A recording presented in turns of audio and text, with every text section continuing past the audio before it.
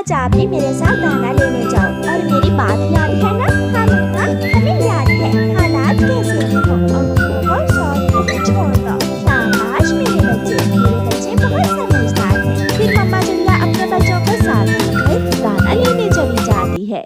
वो चिड़ियाओं का परिवार उड़ते उड़ते दूर निकल जाता है। उन्हें दाने की खोज करते करते पता ही नहीं चलता कि वो तो चील के इलाके में चले जाते हैं। एक दुष्ट चील सामने से आकर उनका रास्ता रोक लेती है।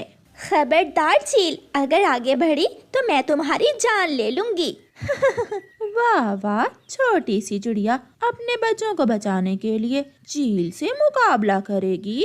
एक छोटी चिड़िया नहीं, एक माँ को। एक माँ अपने बच्चों को बचाने के लिए आग से भी खेल सकती है। एक माँ का जज्बा देखकर चील डर जाती है और वहाँ से चली जाती है। हालात कैसे भी हों, अपनों का साथ नहीं छोड़ना। फिर वो सब हंसने लग जाते हैं। दिन गुजरते गए, बच्चों ने दाना लेना सीख लिया था। एक दिन मामा चिड़िया बीमार थी और दोनों बच्चे अकेले ही दाना लेने चले जाते हैं। गुड़िया, तुम यहाँ से जाओ, मैं तुम्हें दाना नहीं खाने दूंगा। ये हमारा खेत है।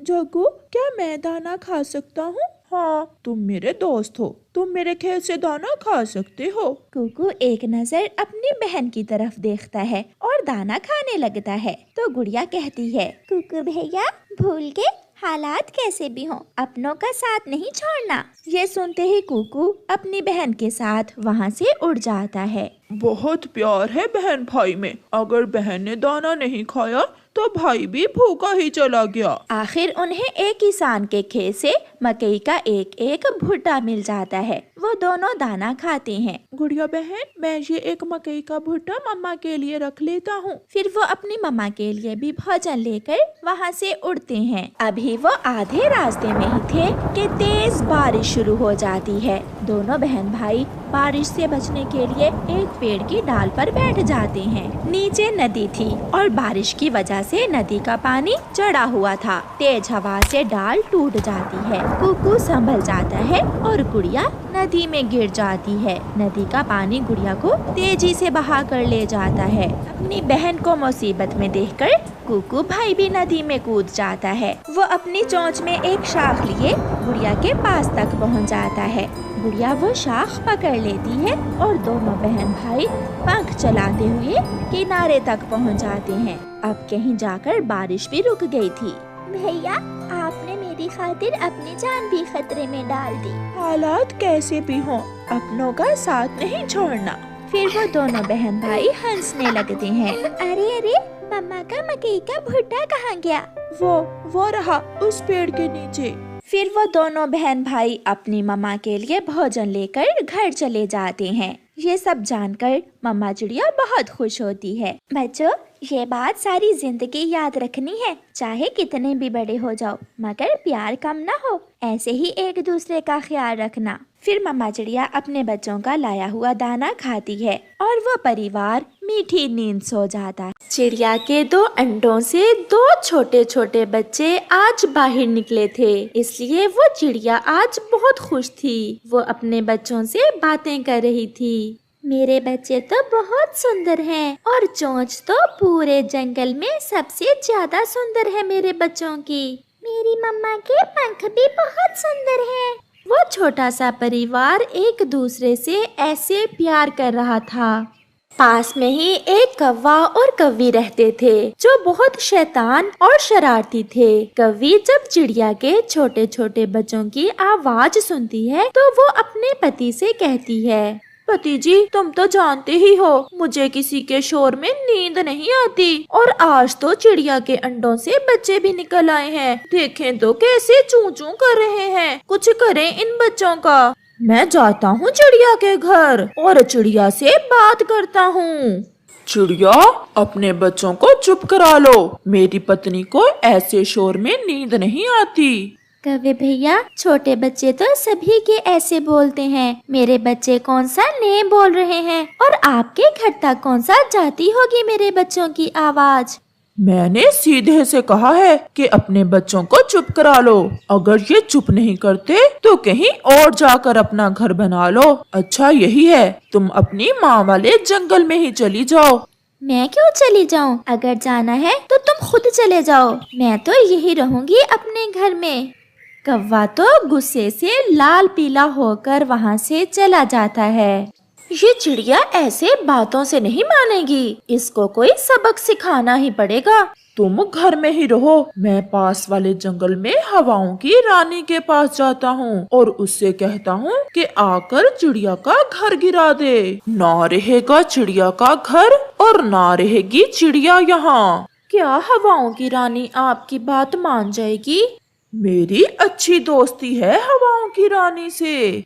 फिर कौवा वहाँ से जाता है। वो बहुत तेज उड़ रहा था। कर लो शोर चिड़िया के बच्चों, मेरे पति जी भी गए हुए हैं हवाओं की रानी को बुलाने। थोड़ी ही देर में तुम्हारा घर हवाओं में उड़ जाएगा और साथ में चिड़िया का परिवार भी। वह हवाओं की रानी के पास पहुंच जाता है। हवाओं की रानी, मैं एक काम से आया हूँ आपके पास। बताएं कौवे जी, क्या काम कर सकती हूँ मैं आपका?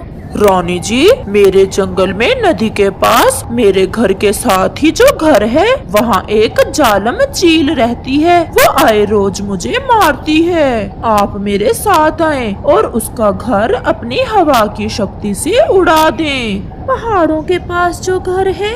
नहीं, नदी के पास। अच्छा, अब मैं बूढ़ी हो गई हूँ ना, इसलिए मेरी याददाश्त बहुत कमजोर हो गई है। क्या निशानी है उसके घर की? मुझे कैसे पता चलेगा कि कौन सा घर चील का है? नदी के पास दो ही तो घर हैं। जो पेड़ के नीचे है वो मेरा घर है और जो पेड़ के ऊपर है उसमें वो जालम चील रहती है। कितने? 5 घर है? रानी जी नहीं, 2 ही घर हैं। एक मेरा और एक उस चील का। आप मेरे साथ ही चलें। नहीं कौवे, मैं आपके साथ नहीं जा सकती, मेरी रफ्तार बहुत तेज है। आप मेरे पीछे पीछे आए और मैं उस चील की बच्ची को जाकर सबक सिखाती हूँ जो ऐसे पक्षियों को तंग करती है। आप जाएं हवाओं की रानी जी, मैं भी आपके पीछे पीछे ही आता हूँ। फिर हवाओं की रानी बिजली जैसी तेजी के साथ नदी वाले जंगल की तरफ बढ़ती है। कौवा भी रानी के पीछे पीछे उड़ता है। अरे, मैं तो भूल ही गई कि उस जालम चील का घर पेड़ के ऊपर वाला है या पेड़ के नीचे वाला। हाँ, मुझे याद आ गया, पेड़ के नीचे जो घर है उसमें चील रहती है। यही बताया था मुझे कौवे ने। फिर हवाओं की रानी जो घर पेड़ के नीचे था उसकी तरफ बढ़ती है और उसे अपने साथ उड़ा लेती है। अरे, ये क्या हो रहा है? ये इतनी तेज हवा कहाँ से आ गई? बचाओ, कोई मुझे बचाओ। कौवे को देखकर हवाओं की रानी घर को नीचे गिराकर तोड़ देती है। गोरी कौवी भी नीचे जोर से गिरती है। अभी तुम यहीं पहुँचे हो और मैं उस जालम चील का घर तोड़ भी आई। कालू, मैं यहाँ हूँ। हवाओं की रानी जी ने हमारा घर ही तोड़ दिया है। हवाओं की रानी, ये क्या कर दिया आपने? आपने तो मेरा घर ही तोड़ दिया है। क्या जो घर पेड़ के नीचे था वो नहीं था चील का? नहीं, वो घर तो हमारा था। मुझे माफ कर दो कौवे, मैं भूल गई थी। अब तो मेरी शक्ति भी खत्म हो गई है, अब मुझे जाना होगा। ऐसा कहते हुए रानी तो अपने जंगल वापस लौट जाती है। कौवा और कौवी अपने टूटे हुए घर पर बैठकर रो रहे थे। रानी ने हमारा घर ही तोड़ दिया। क्या कालू जी, आपने बताया नहीं था जो घर पेड़ के ऊपर है वो है उस चिड़िया का? सब बताया था, परंतु हवाओं की रानी अब बूढ़ी हो गई है, वो भूल गई होगी। चलो अब जाकर घर भी बनाना पड़ेगा। फिर वो अपने लिए लकड़ियों का नया घर बनाते हैं। कालू जी, मैं तो थक गई हूँ और सुनो तो, चिड़िया के बच्चे कैसे चूं चूं कर रहे हैं। मम्मा मुझे दाना दे। मुझे पहले दाना दे। पहले दाना मैं खाऊंगा। शांत हो जाओ मेरे बच्चों, मैं अपने दोनों बच्चों को दाना खिलाती हूँ। ये कालू तो कैसे खराटे लेकर सो रहा है और मुझे तो नींद ही नहीं आ रही। इन चिड़िया के बच्चों की चूं चूं न जाने कब बंद होगी। दूसरे रोज गोरी कौवी कालू से कहती है, कालू, आज मैं जाती हूँ अपने बादल दोस्त के पास और उससे जाकर कहती हूँ कि चिड़िया के घर पर इतनी बरसात करे कि चिड़िया का घर टूट जाए। हाँ गोरी, तुम जाओ, वो काली बदली तुम्हारी बात जरूर मान लेगी। वो भी तुम्हारी तरह शैतानी काम बड़े शौक से करती है। बाय बाय, मैं जल्द लौटूंगी। जाते जाते वो चिड़िया के घर रुकती है और खिड़की में से चिड़िया से कहती है, आज पूरी रात में सो नहीं पाई तुम्हारे बच्चों की चूं चूं से। शाम तक देखना मैं तुम्हें कैसा सबक सिखाती हूँ। जाओ जाओ, अपना काम करो। अब मैं नहीं डरती तुम दोनों से। जो करना है कर लो। मैं तो अपने बच्चों के साथ यही रहूंगी। अगर तुम्हें नींद नहीं आती तो कहीं और चली जाओ। गोरी गुस्से में उड़ती है। वो सागर पर जाती है। बादल जी, मुझे काली बदली से मिलना है। जो तुम्हारे जैसी काली है? हाँ हाँ, उसी से। वो मेरी सहेली है। वो सामने थोड़ा आगे रहती है काली बदली। गोरी थोड़ा आगे जाती है। काली बदली जी, कैसी हैं आप?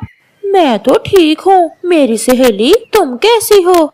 मैं तो ठीक नहीं हूँ। मेरे पड़ोस में एक चिड़िया रहती है। बड़े पेड़ पर है घर उसका। उसके 2 छोटे बच्चे सारी रात चूं चूं करते हैं, सोने नहीं देते मुझे सारी रात। तो फिर मुझे क्या करना होगा? बताओ बताओ मेरी सहेली, मैं अपनी सहेली का हर काम करूँगी। आप आए और उसके घर के ऊपर ऐसी बरसात करें कि उसका घर ही टूट जाए, फिर वो वहाँ से कहीं और चली जाएगी। जरूर जरूर, परंतु आप अभी जाएं। मेरे पति जी पहाड़ों पर गए हुए हैं। वो आते हैं तो मैं उन्हें साथ लेकर आती हूँ। मैं रात को आऊंगी। सहेली, बड़े पेड़ पर है उसका घर और जो घर पेड़ के नीचे है वो हमारा है। कहीं आप हमारे घर को ही ना तोड़ देना। आप चिंता ना करें और जाएं। मैं बड़े पेड़ पर जो घर है उसे ही तोड़ूंगी। ऐसी बरसात करूंगी कि डूब जाएगी वो चिड़िया। कौवी चली जाती है। गोरी, कब आएगी तुम्हारी सहेली? मेरी सहेली काली बदली रात को आएगी अपने पति के साथ और ऐसी बरसात करेगी कि चिड़िया डूब कर मरेगी या भाग जाएगी यहाँ से।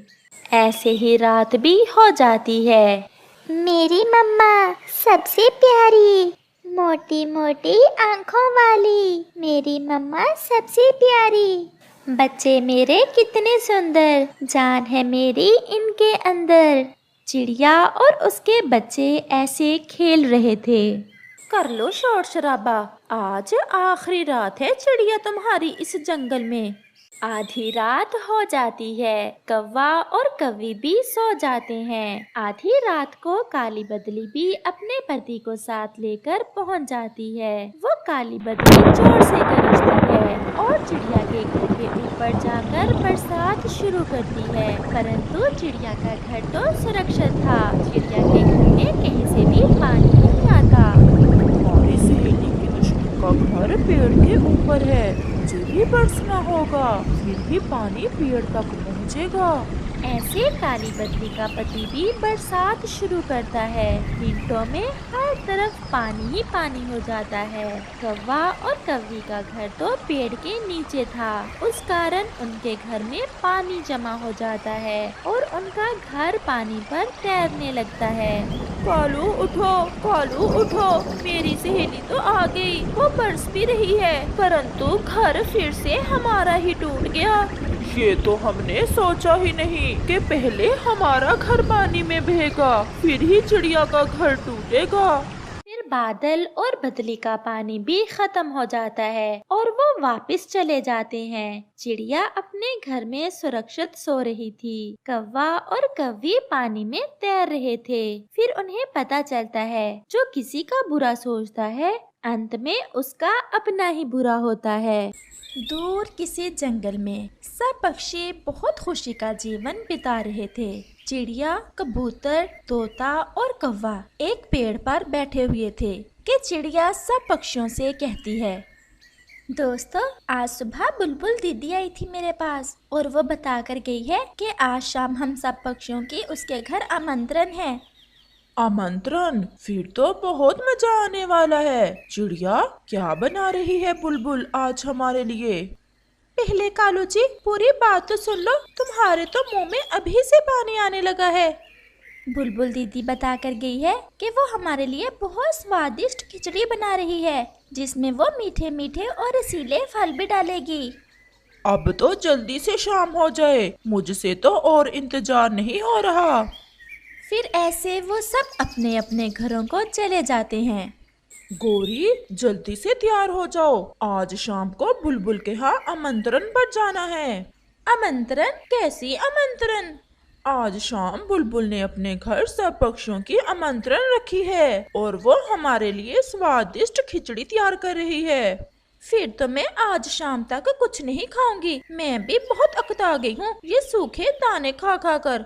चिड़िया बहन चलें फिर बुलबुल दीदी के घर, अब तो शाम भी होने ही वाली है, जाकर थोड़ी गप्पे लगाएंगे और तब तक बुलबुल दीदी की खिचड़ी भी बन जाएगी। हम जाते हुए कबूतर को भी साथ ले जाते हैं, वो भी हमारा ही इंतजार कर रहा होगा। क्या कालू कौवे को भी साथ लेकर जाना है? कालू की आप चिंता ना करें, वो तो हम सबसे पहले ही पहुंच गया होगा, उसके तो मुंह में सुबह से ही पानी आ रहा है। फिर चिड़िया और तोता वहाँ से चले जाते हैं। मैं आपका ही इंतजार कर रहा था। मुझे तो भूख भी जोरों की लगी हुई है। तोते भैया, बुलबुल दीदी की खिचड़ी बहुत स्वादिष्ट होती है, मैंने तो एक दफा खाई थी, अब तक स्वाद याद है मुझे। फिर तोता, कबूतर और चिड़िया बुलबुल दीदी के घर की तरफ चले जाते हैं। कौवा और कौवी तो पहले ही पहुंच चुके थे। आओ आओ पक्षियों, अभी बना रही है बुलबुल बहन खिचड़ी, हम तब तक बैठकर बातें करते हैं। और कबूतर तुम ऐसे ही आगे, जरा मुंह तो धो लेते, कैसे तुम्हारी आंखें गंदी लग रही हैं। जितनी तुम काली हो, जुबान भी उतनी ही काली है, हमेशा मेरी आंखों के पीछे ही पड़ी रहती हो। कबूतर भैया, मुझे तो गोरी और कालू की ये शरारतें बहुत अच्छी लगती हैं। बुलबुल दीदी, इनका घर आपसे थोड़ा दूर है ना, इसलिए हमारे पास रहते हैं ये। हमसे पूछो, कोई भी खाने की चीज अपने घोंसले में रखकर पानी पीने नहीं जा सकते। तोते यार ऐसे तो ना कहो, अब तो चोरियां हमने छोड़ दी हैं। अच्छा अब बातें छोड़ो, हमारी खिचड़ी पक चुकी है। खिचड़ी की सुगंध तो सबके मन में उतर रही थी, सब पक्षियों के मुंह में पानी आ रहा था। ये आमंत्रण मैंने अपनी बेटी की पढ़ाई मुकम्मल होने की खुशी में रखी है। फिर बुलबुल सबको खिचड़ी देती है। बुलबुल दीदी, मुझे ना थोड़ी ज्यादा डाल देना, मैंने सुबह से कुछ नहीं खाया। तुम क्या मेरी तरफ देखे जा रहे हो कबूतर? खिचड़ी मेरी बुलबुल बहन ने बनाई है, तुमने तो नहीं बनाई जो मुझे ऐसे घूर रहे हो। और फिर ऐसे सब पक्षी वो स्वादिष्ट खिचड़ी खा लेते हैं। वाह बुलबुल बहन, ऐसी स्वादिष्ट खिचड़ी तो पहली बार खाई है, आज तो मजा आ गया। मुझे तो अब नींद आने लगी है, चलो भी दोस्तों अब अपने अपने घरों को चलें। आप सबका बहुत बहुत धन्यवाद जो आप मेरे घर में आए। ये तो आपका प्यार है बुलबुल बहन, जो इतने प्यार से हमें बुलाया। कोई बात नहीं बुलबुल बहन, जब भी आपका मन करे तो खिचड़ी बनाकर बुला लेना, मैं तो दौड़ी चली आऊंगी। फिर सब पक्षी अपने अपने घरों को चले जाते हैं। फिर ऐसे ही कुछ दिन गुजर जाते हैं। कबूतर चिड़िया के पास आता है। चिड़िया बहन, आज शाम को मेरी बहन आ रही है दूसरे जंगल से। मैं सोच रहा हूँ कि अपनी बहन जी के लिए क्या बनाऊं जो मेरी बहन खुश हो जाए। कबूतर भैया, क्यों ना हम बहन जी के लिए खिचड़ी बनाएं? खिचड़ी? फिर तो बहन जी बहुत खुश हो जाएगी, मेरी बहन को तो खिचड़ी बहुत पसंद है। हम कौवे और तोते को भी साथ मिला लेते हैं, ऐसे सब काम जल्दी जल्दी हो जाएगा और फिर बहन जी के आने से पहले पहले खिचड़ी तैयार हो जाएगी। कालू जी, मैं और चिड़िया फल ढूंढ कर लाते हैं, आप और गोरी जाकर आग जलाने के लिए सूखी लकड़ियाँ ढूंढ लाओ। परंतु खिचड़ी हमें भी मिलेगी, कहीं ऐसा न हो कि शाम को खिचड़ी हमें मिले ही ना। गोरी बहन, हम सब मिलकर खाएंगे, कबूतर की बहन जी कौन सा सारी खिचड़ी खा जाएगी। मैं जाता हूँ और पहाड़ों से वो जड़ी बूटियाँ ले आता हूँ जो खिचड़ी में डालनी है। फिर ऐसे वो सब अपना अपना काम करने चले जाते हैं। गोरी जाओ और तुम थोड़ी सी सूखी लकड़ियाँ ढूंढ लाओ, मुझे तो जोर की नींद आ रही है, मैं तो सोने लगा हूँ। मुझसे नहीं ला होती लकड़ियाँ, मुझे तो खुद बहुत नींद आ रही है। वो तो दोनों ही सो जाते हैं। कबूतर भैया, सेब भी मिल गया और केला भी। चावल भी और कुछ दाल भी, और तोता वो जड़ी बूटियां भी ढूंढ लाया होगा जिससे खिचड़ी का स्वाद ज्यादा अच्छा बनता है। कबूतर भैया बुलबुल दीदी से पूछ लें कि कौन सी जड़ी बूटियां डालनी हैं खिचड़ी में। तोता बुलबुल से पूछ कर ही क्या होगा। फिर चिड़िया और कबूतर सारा सामान लेकर वापस आते हैं, परंतु कौवा और कव्वी तो सो रहे थे। वो तो लकड़ियां लाए ही नहीं थे। जब खाने का समय आएगा तो फिर तुम दोनों सबसे आगे आगे होगे, और मेरी बहन भी आने ही वाली है। आप अभी तक लकड़ियां नहीं लाए। मेरे तो सर में चक्कर आ रहे थे, इसलिए मैं तो सो गई। जो गौरी के साथ हुआ वही मेरे साथ भी हो रहा था, इसलिए मैं भी सो गया था। अब चिड़िया आप लकड़ियां ले आए। चिड़िया कव्वे की बात मान लेती है और लकड़ियां लेने चली जाती है। तोता भी वो जड़ी बूटियां लेकर वापस आ जाता है। तोते भैया बुलबुल से पूछ कर गए थे ना कि कौन सी जड़ी बूटियां डालनी है खिचड़ी में। मैंने बुलबुल दीदी से तो नहीं पूछा, मुझे तो वो जड़ी बूटी मेरे घर के पास ही मिल गई थी, चौड़े पत्तों वाली, इसलिए मैं वहीं से ले आया हूँ। चिड़िया भी लकड़ियाँ ले आती है। फिर सब मिलकर आग जलाते हैं और खिचड़ी बनाना शुरू करते हैं। इसकी सुगंध तो बुलबुल दी की खिचड़ी जैसी ही है, ये भी बहुत स्वादिष्ट होगी। गौरी ज्यादा मुंह में पानी ना लाओ, मेरी बहन जी आ जाएंगी तो फिर सब मिलकर ही खाएंगे। हमें पता है। अच्छा अब खिचड़ी तो पकने ही वाली है। तोते आप जाओ और बुलबुल को भी बुला लाओ। क्या कहेगी बेचारी कि सबने खिचड़ी खा ली और उसे बुलाया ही नहीं। जाओ तोते भैया, कालू ठीक कह रहा है। फिर तोता बुलबुल को लेने चला जाता है। कबूतर, बहन जी को कैसे पता चलेगा कि खिचड़ी मेरे घर बन रही है? आप और चिड़िया जाएं और बहन को रास्ते में से इधर ले आएं। कैसे भूली फिरेगी हमारी बहन जी। आप खिचड़ी का ध्यान रखना, हम ऐसा ही करते हैं। फिर चिड़िया और कबूतर भी चले जाते हैं। कालू जी, तुम अगर शैतान हो तो मैं भी तुमसे कम नहीं। मैं तो उसी समय समझ गई थी कि तुमने तोते को बुलबुल को बुलाने क्यों भेजा है, इसलिए मैंने पागल कबूतर और चिड़िया को भी भेज दिया है। तो फिर शुरू करो, जो होगा देखा जाएगा। फिर वो खिचड़ी खाना शुरू करते हैं। क्या तोते, आप अपने घर के पास से ही चौड़े पत्तों वाली बूटी ले गए थे खिचड़ी का स्वाद बढ़ाने के लिए? हाँ दीदी। परंतु तोते, वो जड़ी बूटी तो खाने से सारे पंख टूट जाते हैं। वो तो जहरीली जड़ी बूटी के पत्ते हैं। अब जल्दी से चलो, कहीं कोई खा ना ले वो खिचड़ी। फिर तोता और बुलबुल जल्दी जल्दी से वहाँ से जाते हैं। रास्ते में उन्हें चिड़िया और कबूतर भी मिल जाते हैं। चिड़िया और कबूतर, कहीं आपने वो खिचड़ी खाई तो नहीं?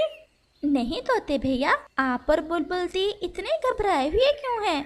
तोता गलत जड़ी बूटी के पत्ते ले गया था। वो पत्ते खाने से तो पक्षी गंजा हो जाता है। तो फिर जल्दी चलो, कहीं वो लालची कौवा और कव्वी ही न खा लें। हाय कालू जी, ये मेरे पंख कैसे टूट गए? ये क्या मिलाया हुआ था गंदे कबूतर ने खिचड़ी में? गौरी, हम तो बहुत बुरे लग रहे हैं। अब तो सब पक्षी हम पर हंसेंगे। ऐसे ही सब पक्षी वहाँ आ जाते हैं। इससे पहले कि वो गुस्सा करते, वो तो गौरी और कालू को गंजा हुए देख हंसते ही जा रहे थे। अच्छा ही हुआ गौरी और कालू जो तुमने ये खिचड़ी चट कर दी और इतने सुंदर बन गए। परंतु आज तो गौरी कबूतर से नजरें नहीं मिला पा रही थी और सब पक्षी उन पर हंस रहे थे।